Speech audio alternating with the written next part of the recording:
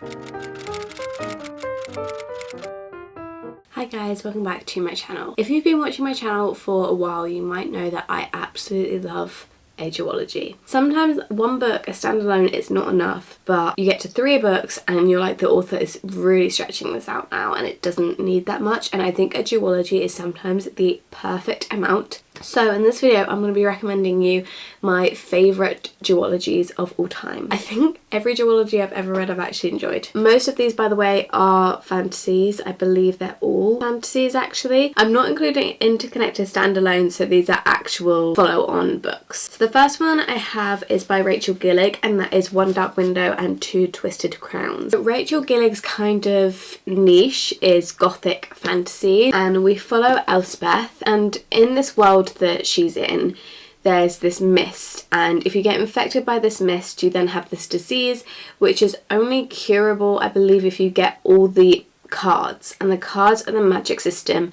in this duology. I think there's 12 different cards and they have magical properties, and if you have all of them then you can cure the disease, but they're very rare to come across. Elspeth also has this voice in her head called the Nightmare. I believe it was because of the illness, and she wants him out of her head. So she teams up with this guy who's kind of part of the royal family to help her find all the cards, which is treason really, because the king is also trying to find all the cards, and it's also illegal to have this disease. I think I've explained all that right. It's quite a difficult to understand magic system. Like, the books aren't difficult to read, I don't think, but it's quite hard to explain the magic system. I really enjoyed these books. I think I enjoyed the second one even more. There was a lot more action in this one, I think. There is a romance in it, and the romance is really sweet. It's like enough mix between fantasy and romance where there's actually quite a lot of fantasy compared to the amount of romance, and I quite like that sometimes. Oh, it's called the Shepherd King series. I had my doubts whether I would enjoy a gothic fantasy, but I actually really did enjoy it, and I can't wait to read The Night and the Moth. I'm waiting for it to come out in paperback. I've actually pre-ordered the paperback because I always buy new books in hardbacks and then I don't read them straight away, and then they come out in paperback and I always think I should have just got paperback because it would take up less room on my shelves, which are already very overcrowded. That is why I haven't read The Night and the Moth yet, if you were wondering. Then we have Divine Rivals by Rebecca Ross. Now this one technically is a full-length series because it got a prequel added to it. If you don't count the prequel, which I wouldn't actually really count necessarily because it doesn't follow either of these characters, it just follows the sort of same magic system with the gods. Other than the gods, there isn't like references to these characters really or anything. I just got a massive wave of first just then. So in Divine Rivals we follow Iris and Roman, and they both work at this newspaper. They're kind of rivals. I think they both want the same promotion. It's something like that. They're rivals at work and they don't like each other. But Iris's brother goes to fight in this war which is going on, which the newspaper is writing about. She decides that she's going to write to her brother at war with this magic typewriter, and you slip letters underneath a wardrobe door and they then send to the person. However, these end up sending to Roman instead. And Roman knows that it's Iris, but Iris doesn't know that it's Roman. She knows it's not her brother, but she doesn't know who it is. And they kind of form this friendship, which kind of maybe goes over more than friendship, all the while being rivals at work. And it's really beautifully told. I really love the writing in this book. This one I didn't enjoy as much because it focuses a lot more on the fantasy plot, and that wasn't really what I was interested in.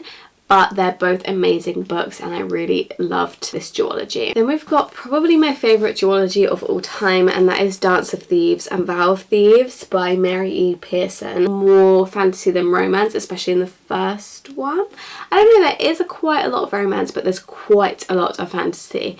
So I think it's a really good mix. It really goes into detail on the world building. There isn't too much actual fantasy in it, it's just the fact that we're taking place in a different world. A little bit more fantasy comes in this one, but in this one there actually isn't really any magic in it, but it really develops the world that we're in and the politics of that world. I love our female main character Cassie. Don't get me wrong, I love Jace as well, but I think a female main character is harder to do right than a male main character. I think a male main character is quite easy, but a female main character, when they're as amazing as Kazzy. I think that is actually kind of hard to do sometimes, and I really enjoyed Kazzy. She is such a badass. So we start off this book and we follow Kazzy, who is the Queen's Guard, and she gets sent on a mission to go to this outlaw family and spy on them and see if she can discover something that they need to discover. I don't want to say too much about what it is. Kind of befriends them, says she's doing some research or something,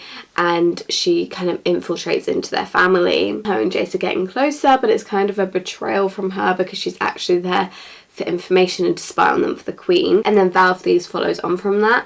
I don't actually know which one I prefer. Maybe Vow of Thieves a little bit. I think Vow of Thieves because you don't need to like figure out as much in Vow of Thieves. Whereas Dance of Thieves, you have a little bit of world building at the start for like the first 100 pages. This is what made me realise that there is such an art to duologies and how amazing duologies are. I feel like the whole video I'm getting like further down here. Move my camera a little bit. I've gone on a bit of a coffee syrup cleanse. I'm trying to not drink syrup in my coffee, and it's just really actually depressing me a little bit. It's just like not the same. Anyway, that's not what we're talking about. Anatomy by Dana Schwartz. I don't have the second one with me, but this is a duology with Immortality, and I have read both of them, but I read Immortality on my Kindle. I honestly couldn't wait to read the second one. I had to read it straight away. Our main character, what was her name? Hazel. And we're set in Edinburgh in 1817. It's another like kind of gothic-y fantasy. She wants to be a surgeon, and in order to be a surgeon in this time you have to be a man really. There's no women who are surgeons, there's nobody who's going to teach a woman to be a surgeon. They just think that she's a bit ridiculous for having this dream, and she's never able to chase it because she's a woman. And so she teams up with this guy called Jack, who's a grave digger. So his job is literally to dig up dead bodies, and she's like, I will pay you for these dead bodies because I need to study them to be able to become a surgeon because no one's teaching me. And so they kind of team up to do that, which sounds like a really weird setup for a book.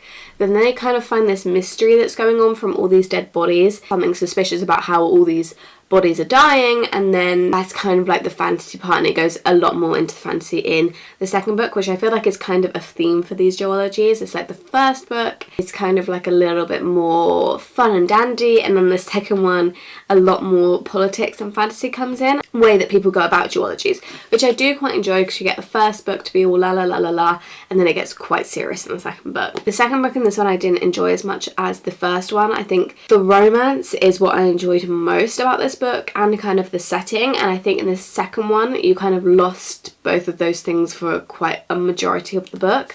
I do still enjoy both of them, but I definitely do prefer this one more. Then we have the Six of Crows Crooked Kingdom duology. Love this duology. Again, it's one where I prefer the first one to the second one. It is very rare for me to prefer the second one. So in Six of Crows we have kind of main character. He's not really, there's like 6 main characters, but our main character Kaz Brecker is part of this gang, and he gets told that if you manage to pull off this heist then you'll get all this money. So he kind of puts together this group of 6 individuals who all have individual skills, and they all take on this heist together, work together with their own skills to try and perform this heist to then get a split of the money. And the second book is like the aftermath of that. I didn't really enjoy the second book as much because I don't think it had as much of the relationships between the characters as this one did.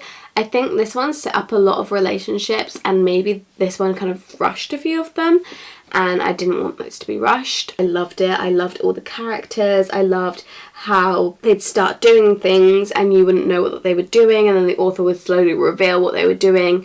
Things would go wrong and you'd think, oh my god, and then you'd realise it was part of someone's plan, which they do a lot in this one, but I think this one is too complicated and it actually like just hurts your brain instead of making you shocked. But in this one I think it's done really, really well, and I love all our main characters so much. And I do still love both of these books, but Six of Crows is like miles better in my opinion. Then we have The Serpent and the Wings of Night. Now this one isn't technically a duology because it's one of those fantasies where it's like interconnected, so it has multiple duologies and they follow different characters, so each characters get a set of 2 books, but this is the only one that I actually finished.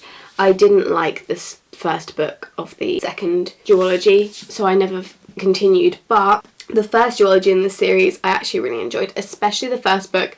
Second book, again, I didn't enjoy it as much, but the first book I definitely really enjoyed. So in The Serpent and the Wings of Night we follow, I'm actually so bad at remembering names, Araya, and she is a human who gets adopted by a vampire. It sounds so stupid to explain. So basically she's a human, she gets adopted by this vampire king, and so no one will touch her, even though obviously all these vampires would love to attack a human. She wants to be a vampire. She doesn't want that distance between her and her father. She doesn't want to fear for her life, and so she enters into the Kajari, which is a set of trials, and if you win you get granted a wish. She goes through all these sets of trials as a human against all these vampires, and so in order to pass these she teams up with 2 vampires which she trusts. And I really do enjoy the romance in this book. I really liked the male love interest as well, and I really liked the trials. I love trials in any book, but the second one doesn't have trials, and I think it's maybe a bit too long and I didn't enjoy it as much. I can't even remember what happens in the second one. Okay, I only have one left, and this one is one that I read on my Kindle, so I don't have it with me, but that is the Crimson Moth or the Heartless Hunter, depending on where you are. It has different names. So in this one we follow a witch and a witch hunter. So the witch is called Rune, and she is like this socialite, and they go to like all these balls and stuff, but witch hunters are very prevalent because you're not allowed to be a witch in this world anymore. It's been outlawed. Is his name Rune? I swear the name in that one's Rune. Are they both Rune? Gideon. His name's Gideon. I think this one. Oh no, this one's Rain, and he is a witch hunter, and so he's been tasked with finding any witches and killing them basically. And Rune is also known as the Crimson Moth, who is this hunter of, what does she do? She rescues her kind from being purged, so that sometimes means like killing witch hunters and stuff, and she rescues other witches who are being kept until they're hanging. And in order to get information she starts dating Gideon, and Gideon starts dating her as well because he has his suspicions, and so they're both kind of using each other, but then they both kind of like fall in love. But obviously she's a witch and he's a witch hunter, and it's really good.